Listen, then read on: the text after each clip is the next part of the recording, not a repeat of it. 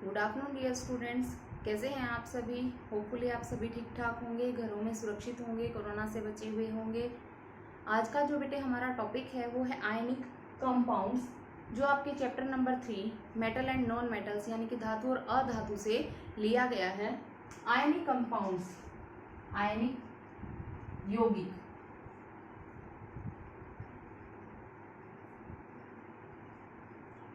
जैसा कि आपको नाम से ही पता लग रहा है, वो यौगिक जो आयन से मिलकर के बने हुए हैं। ठीक है, आयंस आप लोगों ने पिछली क्लास में पढ़े हैं। और यौगिक क्या है? A mixture of elements, mixture of elements यानी कि जो अलग अलग तत्व हैं, दो या दो से अधिक तत्व आपस में योग करके एक यौगिक बनाते हैं। ठीक है, तो वो हमारे आयनिक कंपाउंड्स कहलाएंगे।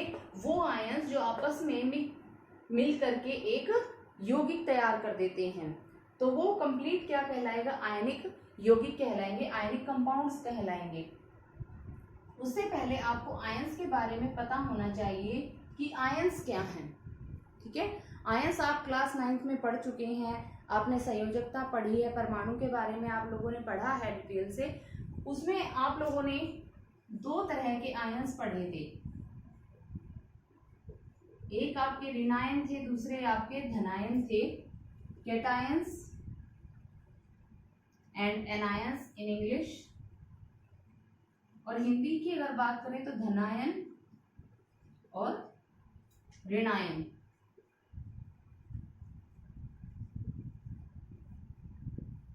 जैसा कि बेटे आपको नाम से ही पता लग रहा है, धनायन ऋणायन, एक धनी आदमी है, दूसरा ऋणी आदमी है। अब धनी आदमी जो होता है उसके पास बहुत सारा धन होता है, वो दान देता रहता है। और ऋणी आदमी क्या करता है? जब भी उसको जरूरत पड़ती है वो किसी से ऋण लेने चला जाता है। वो ज्यादातर कौन होता है? धनी आदमी ही होता है। ठीक है, तो धनायन कौन से आयन होंगे? वो आयन, वो एलिमेंट्स धनायन बनाएंगे जिनके अंदर डोनेट करने की कैपेसिटी होती है इलेक्ट्रॉन्स को। और ऋणायन कौन होंगे?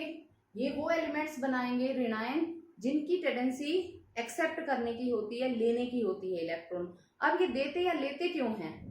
आप लोगों ने ऑक्टेट रूल पढ़ा था, ऑक्टेट रूल, अष्टक रूल को शायद रूल ही बोलते हैं, अष्टक रूल नियम, अष्टक नियम सॉरी। तो अष्टक नियम के अकॉर्डिंग हर कोई एलिमेंट स्टेबल होना चाहता है। इस अर्थ पे हर कोई स्टेबल होना चाहता है। एलिमेंट्स भी उस कैटेगरी से बाहर नहीं है, वो भी स्टेबल होना चाहते हैं। स्टेबल होने के लिए उन्हें क्या करना पड़ता है? जो उनके लास्ट, जो उनका वैलेंस शेल होता है, उस वैलेंस शेल को स्टेबल करना पड़ता है। और लास्ट वैलेंस शेल को स्टेबल होने के लिए 8 इलेक्ट्रॉन्स की जरूरत पड़ती है। ठीक है, तो उसके पास अगर 4 से ऊपर इलेक्ट्रॉन्स होते हैं, लास्ट वैलेंस शेल में अगर 4 से ऊपर इलेक्ट्रॉन्स होते हैं, तो उसकी टेंडेंसी होती है कि वो गेन कर ले ले।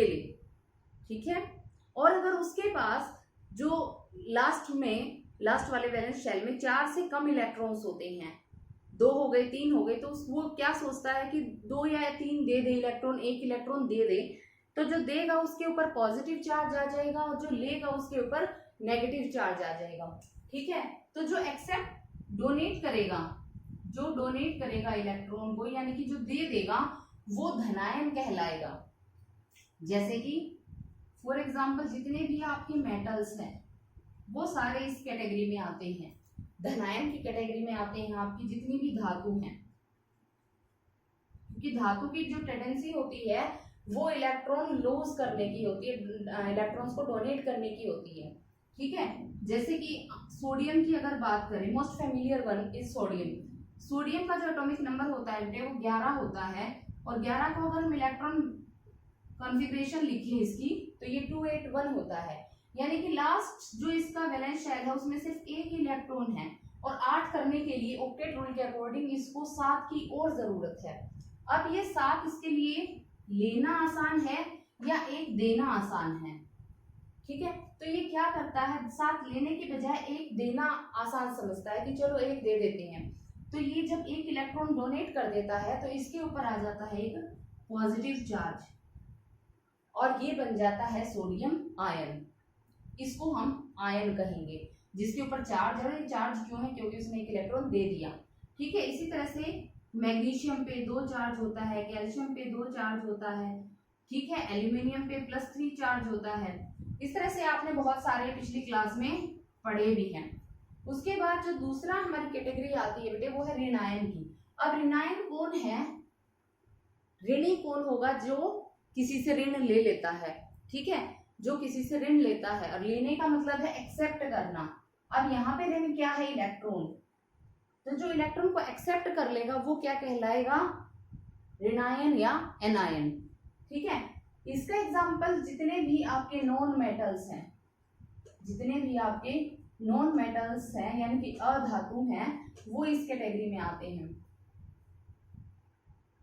For example most familiar one is oxygen. Oxygen का अगर हम कॉन्फ़िगरेशन की बात करें, एटॉमिक नंबर इसका 16 होता है, एटॉमिक कॉन्फ़िगरेशन इसकी होती है 286। अब इसके लास्ट वैलेंस शेल में जैसा कि आप देख रहे हैं, इसके लास्ट वैलेंस शेल में 6 इलेक्ट्रॉन्स हैं। अब इसके लिए 6 देना आसान है या 2 इलेक्ट्रॉन्स लेना आसान है अपना ऑक्टेट पूरा करने के लिए। क्लियरली दिख रहा है कि 6 देना मुश्किल होता है, 2 को लेना आसान है। तो ये क्या करता है, 6 देता नहीं है बल्कि 2 इलेक्ट्रॉन ले लेता है, और जब लेगा तो इसके ऊपर आ जाएगा 2 नेगेटिव चार्ज। ठीक है, तो इस तरह से जिसके ऊपर नेगेटिव चार्ज आ जाता है वो एनायन बनाता है यानी कि ऋणायन बनाता है। समझ आ गई बेटे। इसी तरह से फ्लोरीन पे -1 चार्ज होता है, क्लोरीन पे -1 चार्ज होता है, एटसेट्रा। इस तरह के बहुत सारे जितने भी नॉन मेटल्स हैं वो इसी कैटेगरी में आते हैं। अब बात करते हैं बेटे आयनिक कंपाउंड्स की, कि आयनिक कंपाउंड किस तरह से बनाते हैं।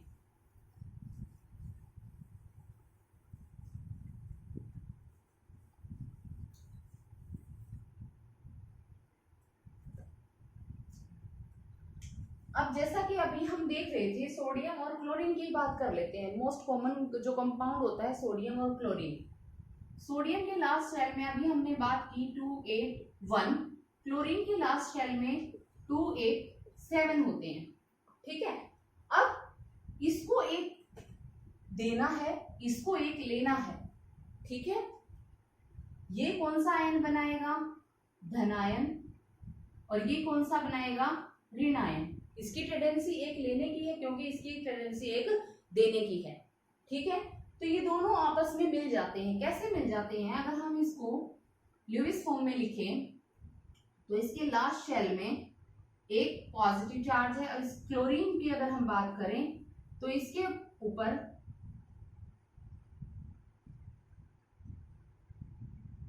इसके पास 7 इलेक्ट्रॉन्स हैं।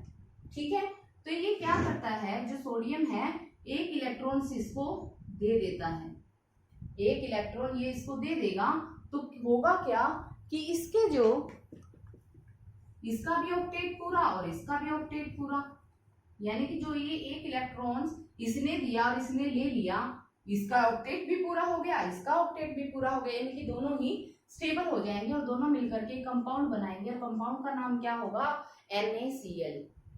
क्लियर है बच्चे। इसी तरह से आपने एल्यूमिनियम क्लोराइड पढ़ा है। ठीक है, एल्यूमिनियम जो है उसकी टेंडेंसी होती है 3 इलेक्ट्रॉन लूज करने की, 3 इलेक्ट्रॉन लूज करने की, यानी कि उसके लास्ट शेल में कितने इलेक्ट्रॉन्स है, 3। ठीक है, और क्लोरीन की जो टेंडेंसी होती है उसके पास है 7 इलेक्ट्रॉन्स। अब ये एक तो ये ले लेगा, लेकिन बाकी 2 का क्या, और भी तो 2 बच गए ना उसके साथ। अगर उसको क्लोरीन से कंपाउंड बनाना है तो उसको 2 क्लोरीन और चाहिएंगे, क्योंकि हर एक क्लोरीन एक ही ले सकता है, 2 से 1 से ज्यादा ले ही नहीं सकता, क्योंकि उसकी वैलेंसी -1 है। ठीक है, तो ये क्या करेगा, एक और क्लोरीन लेगा और एक और क्लोरीन।